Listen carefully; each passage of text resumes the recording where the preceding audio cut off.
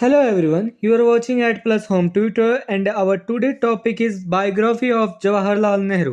यह पूरा video by language होगा। पहले मैं टॉपिक को इंग्लिश में रीड करूंगा, फिर उसकी मीनिंग आपको हिंदी में समझाऊंगा ताकि आपको कंसेप्ट ज़्यादा से ज़्यादा समझ में आ सके। Jawaharlal Nehru was an Indian anti colonial nationalist secular humanist social democrat and author who was a central figure in India during the middle of the 20th century. Nehru was a principal leader of the Indian nationalist movement in the 1930s and 1940s. Jawaharlal Nehru एक भारतीय उपनिवेशवाद विरोधी राष्ट्रवादी, धर्मनिरपेक्ष मानवतावादी, सामाजिक लोकतंत्रवादी और एक लेखक थे। वो 20वीं शताब्दी के मध्य में भारत में एक केंद्रीय व्यक्ति थे जिन पर सबकी नज़र थी। नेहरू 1930 और 1940 के दशक में भारतीय राष्ट्रवादी आंदोलन के एक प्रमुख नेता थे। Upon India's independence in 1947, he served as the country's prime minister for 16 years. Nehru promoted parliamentary democracy, secularism, and science and technology during the 1950s, powerfully influencing India's arc as a modern nation. सन 1947 में भारत की स्वतंत्रता के बाद नेहरू ने 16 वर्षों तक देश के प्राइम मिनिस्टर के रूप में कार्य किया। नेहरू ने 1950 के दशक के दौरान संसदीय लोकतंत्र, धर्मनिरपेक्ष और विज्ञान और टेक्नोलॉजी को बढ़ावा दिया, जिसने एक मॉडर्न नेशन के रूप में भारत को शक्तिशाली रूप में प्रभावित किया। In international affairs, he steered India clear of the two blocs of the Cold War. A well-regarded author, his book written in prison, such as Letters from a Father to His Daughter, an autobiography, The Discovery of India, have been read around the world. During the lifetime, the honorific Pandit was commonly applied before his name in India. International मामलों में नेहरू ने भारत को cold war के दो गुटों से दूर रखा। जैसा कि नेहरू एक जाने माने लेखक थे, जेल में उनके द्वारा लिखी गई उनकी किताबें जैसे letters from a father to his daughter, an autobiography और द डिस्कवरी ऑफ इंडिया दुनिया भर में पढ़ी गई हैं। उनके जीवन काल के दौरान भारत में उनके नाम के आगे आमतौर पर सम्मानित करने के लिए पंडित लगाया जाता था। Nehru education. The son of Motilal Nehru, a prominent lawyer and Indian nationalist, Jawaharlal Nehru was educated in England at Harrow School and Trinity College, Cambridge, and trained in the law at the Inner Temple. He became a barrister, returned to India, enrolled at the Allahabad High Court, and gradually began to take an interest in national politics, which eventually became a full-time occupation. Motilal Nehru के बेटे एक प्रमुख वकील और भारतीय राष्ट्रवादी जवाहरलाल नेहरू का education England में harrow school और ट्रिनिटी कॉलेज कैम्ब्रिज में हुआ था और वो इनर टेम्पल में कानून में ट्रेंड भी हुए। नेहरू एक बैरिस्टर बन गए, भारत भी लौट आए, इलाहाबाद हाई कोर्ट में दाखिला लिया और धीरे धीरे राष्ट्रीय राजनीति में रुचि लेना शुरू कर दिया, जो अंततः एक फुल टाइम ऑक्यूपेशन बन गया। Nehru and Congress. Nehru joined the Indian National Congress, rose to become the leader of a progressive faction during the 1920s, and eventually of the Congress, receiving the support of Mahatma Gandhi, who was to designate Nehru as his political heir. Nehru Indian national Congress में शामिल हो गए। 1920 के दशक के दौरान एक प्रगतिशील गुट के नेता बन गए और अंततः कांग्रेस को महात्मा गांधी का समर्थन प्राप्त हुआ, जिन्हें नेहरू को अपने राजनीतिक उत्तराधिकारी के रूप में नामित करना था। कहने का मतलब यह है कि महात्मा गांधी नेहरू को अपने आने वाले पॉलिटिकल उत्तराधिकारी के रूप में देख रहे थे। Nehru as Congress president. As Congress President in 1929, Nehru called for complete independence from the British Raj. Nehru and the Congress dominated Indian politics during the 1930s.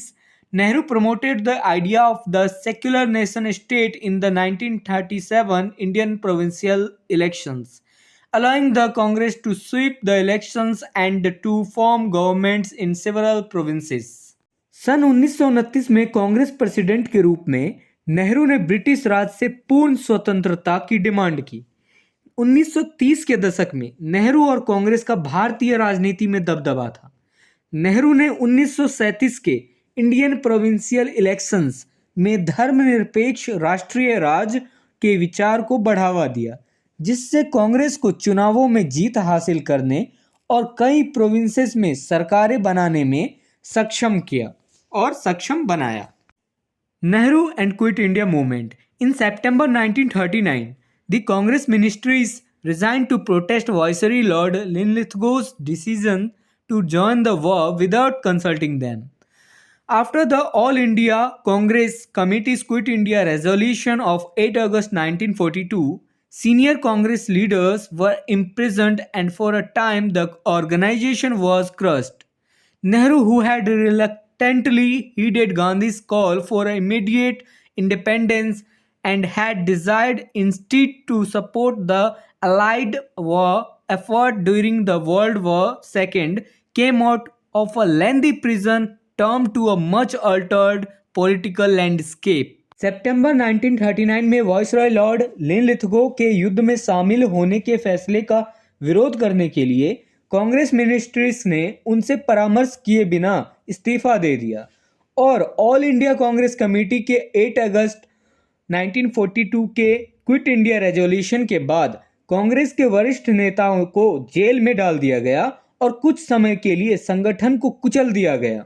Nehru, जिन्होंने इच्छा ना होते हुए भी इमीडिएट इंडिपेंडेंस के लिए गांधी के प्रस्ताव पर ध्यान दिया था और सेकेंड वर्ल्ड वॉर के दौरान मित्र देशों के युद्ध के प्रयासों का समर्थन करने के बजाय केवल इच्छा ही रखते थे, नेहरू एक बहुत ही बदले हुए पॉलिटिकल गतिविधियों के चलते एक लंबी जेल की सजा से बाहर आ गए। Nehru as prime minister, the Muslim League under Mohammad Ali Jinnah had come to dominate Muslim politics in the interim. In the 1946 provincial elections, Congress won the elections, but the League won all the seats reserved for Muslims, which the British interpreted to be a clear mandate for Pakistan in some form.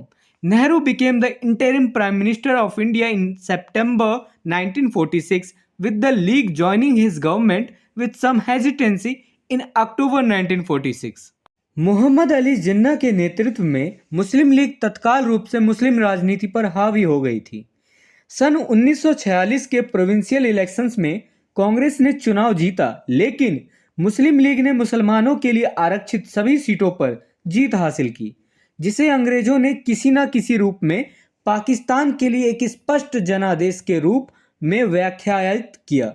कुल मिलाकर अंग्रेजों ने divide and rule को follow किया। नेहरू सितंबर 1946 में भारत के interim prime minister बने और अक्टूबर 1946 में मुस्लिम लीग कुछ हिचकिचाहट के साथ उनकी सरकार में शामिल हुई। Upon India's independence on 15th August 1947, Nehru gave a critically acclaimed speech, Trust the Destiny. He was sworn in as the Dominion of India's Prime Minister and raised the Indian flag at the Red Fort in Delhi. On 26 January 1950, when India became a republic within the Commonwealth of Nations, Nehru became the Republic of India's first Prime Minister. 15 अगस्त 1947 को भारत की स्वतंत्रता पर नेहरू ने reviewers के अनुसार एक प्रशंसित भाषण दिया। उन्होंने कहा कि भाग्य के साथ प्रयास करें, जिसे अंग्रेजी में ट्रस्ट द डेस्टिनी कहा जाता है। नेहरू ने भारत के प्रधानमंत्री के डोमिनियन यानी प्रभुत्व के रूप में शपथ ली और दिल्ली में लाल किले पर भारतीय ध्वज फहराया। 26 जनवरी 1950 को जब भारत राष्ट्रमंडल राष्ट्रों के भीतर एक रिपब्लिक बना, तो नेहरू रिपब्लिक ऑफ इंडिया के पहले प्रधानमंत्री बने। He embarked on an ambitious program of economic, social and political reforms. Nehru promoted a pluralistic multi-party democracy. In foreign affairs, he played a leading role in establishing the Non-Aligned Movement, a group of nations that did not seek membership in the two main ideological blocks of the 1950s. Nehru ने आर्थिक, सामाजिक और राजनीतिक सुधारों के एक महत्वाकांक्षी कार्यक्रम की शुरुआत की। नेहरू ने बहुलवादी बहुदलीय लोकतंत्र को बढ़ावा दिया। विदेशी मामलों में उन्होंने नॉन अलाइंड मूवमेंट की स्थापना में एक प्रमुख भूमिका निभाई। नॉन अलाइंड मूवमेंट इसलिए चलाया गया था क्योंकि राष्ट्रों का एक समूह जो 1950 के दशक के दो मुख्य आइडियोलॉजिकल गुटों में सदस्यता नहीं चाहता था। Nehru death. Under Nehru's leadership, the Congress emerged as a catch-all party, dominating national and state level politics and winning elections in 1951, 1957, and 1962. Nehru remained popular with the Indian people despite India's defeat in the Sino-Indian War of 1962, for which he was widely blamed. His premiership, spanning 16 years 286 days, which is to date longest in India, ended with his death on 27th May 1964 due to a heart attack. Nehru के नेतृत्व में कांग्रेस राष्ट्रीय और राज्य स्तर की राजनीति पर हावी होने और 1951, 1957 और 1962 में इलेक्शंस जीतने वाली पार्टी के रूप में उभरी। नेहरू 1962 के भारत चीन युद्ध में भारत की हार के बावजूद भारतीय लोगों के बीच पॉपुलर रहे, जिस पर उन्हें दोषी ठहराया गया था। 16 साल 286 दिनों तक चलने वाला उनका प्रधानमंत्री का पद पर रहना आज 2022 तक सबसे लंबा है। 27 मई 1964 को दिल का दौरा पड़ने से उनकी मृत्यु के साथ समाप्त हुआ। Nehru birthday is celebrated as Children's Day in India. His legacy has been hotly debated by Indians and international observers alike. In the years following his death, Nehru was hailed as the architect of modern India, who secured democracy in India and prevented an ethnic civil war. In more recent years, criticism of Nehru has emerged from right-wing political figures in India, particularly since the onset of Narendra Modi's premiership. Nehru ji के जन्मदिन को भारत में children's day के रूप में मनाया जाता है। भारतीयों और इंटरनेशनल ऑब्जर्वर्स द्वारा समान रूप से उनकी विरासत पर गर्मागर्म बहस की गई है। उनकी मृत्यु के बाद के वर्षों में नेहरू को मॉडर्न इंडिया का आर्किटेक्ट के रूप में प्रतिष्ठित किया गया, जिन्होंने भारत में लोकतंत्र को सुरक्षित किया और जातीय गृहयुद्ध से रोका। हाल के वर्षों में नेहरू की आलोचना राइट विंग राजनीतिक हस्तियों से सामने आई है। भारत में विशेषकर नरेंद्र मोदी के प्राइम मिनिस्टर बनने के बाद से नेहरू की आलोचना में तेजी आई है। मुझे उम्मीद है आपको नेहरू जी के जीवन काल से कुछ सीखने को मिला हो। Thank you. और इतना ही था पूरे नेहरू जी के बारे में बायोग्राफी में। If this video is helpful for you, then please like and share this video, and if you want see some more these type of videos, then subscribe the channel and click the bell icon and select the all option for upcoming videos. And I hope you have a great experience by watching the Ad Plus Home Tutor.